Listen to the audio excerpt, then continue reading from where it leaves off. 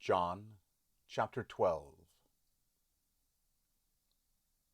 Then 6 days before the Passover, Jesus came to Bethany, where Lazarus was, who had been dead, whom he raised from the dead.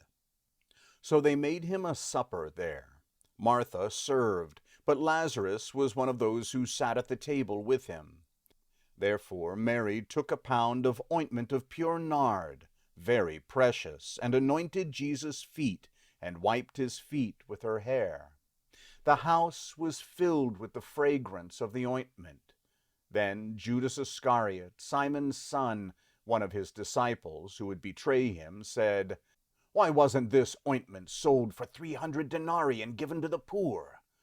Now he said this, not because he cared for the poor, but because he was a thief, and having the money box used to steal what was put into it.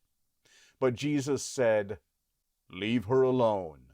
She has kept this for the day of my burial. For you always have the poor with you, but you don't always have me." A large crowd, therefore, of the Jews learned that he was there, and they came, not for Jesus' sake only, but that they might see Lazarus also, whom he had raised from the dead.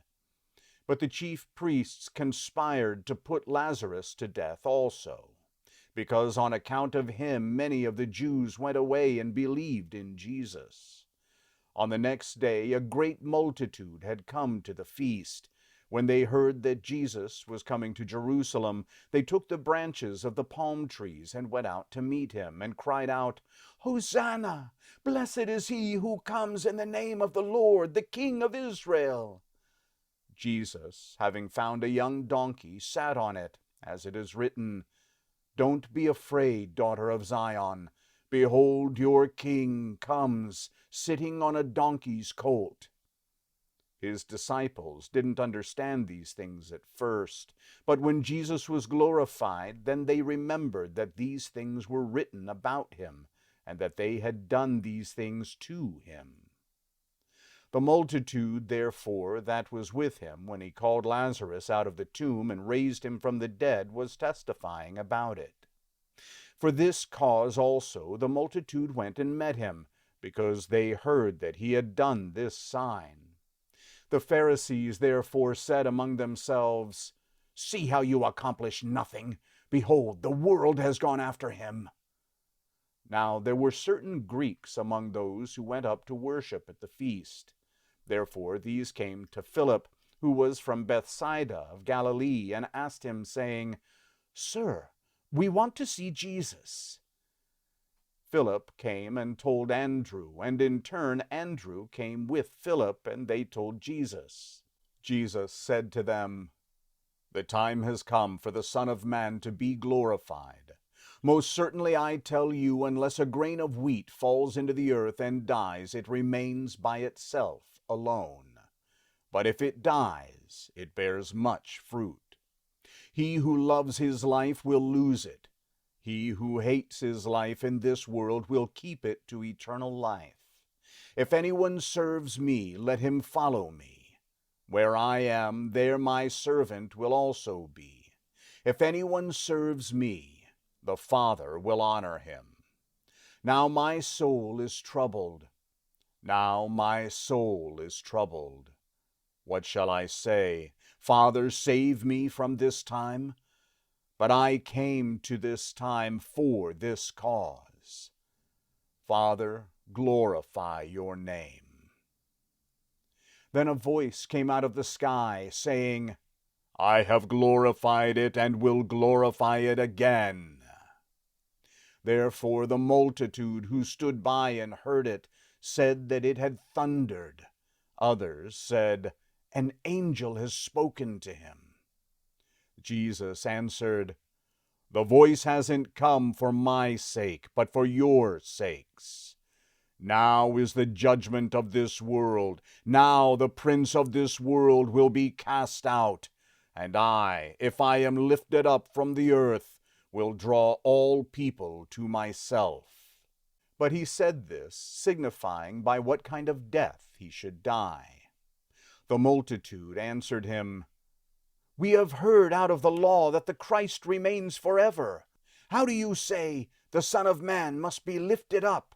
Who is this Son of Man?" Jesus therefore said to them, "Yet a little while the light is with you. Walk while you have the light, that darkness doesn't overtake you. He who walks in the darkness doesn't know where he is going.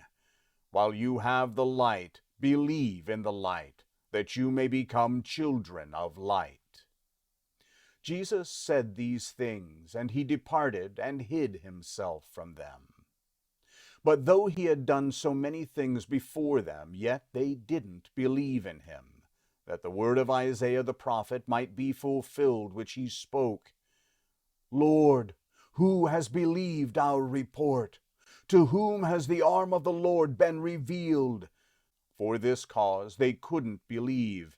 For Isaiah said again, "He has blinded their eyes, and he hardened their heart, lest they should see with their eyes and perceive with their heart, and would turn, and I would heal them." Isaiah said these things when he saw his glory and spoke of him. Nevertheless, even many of the rulers believed in him, but because of the Pharisees they didn't confess it, so that they wouldn't be put out of the synagogue. For they loved men's praise more than God's praise. Jesus cried out and said, "Whoever believes in me believes not in me, but in him who sent me. He who sees me sees him who sent me. I have come as a light into the world, that whoever believes in me may not remain in the darkness. If anyone listens to my sayings and doesn't believe, I don't judge him. For I came not to judge the world, but to save the world. He who rejects me and doesn't receive my sayings has one who judges him. The word that I spoke will judge him in the last day. For I spoke not from myself, but the Father who sent me gave me a commandment, what I should say and what I should speak. I know that his commandment is eternal life. The things therefore which I speak, even as the Father has said to me, so I speak."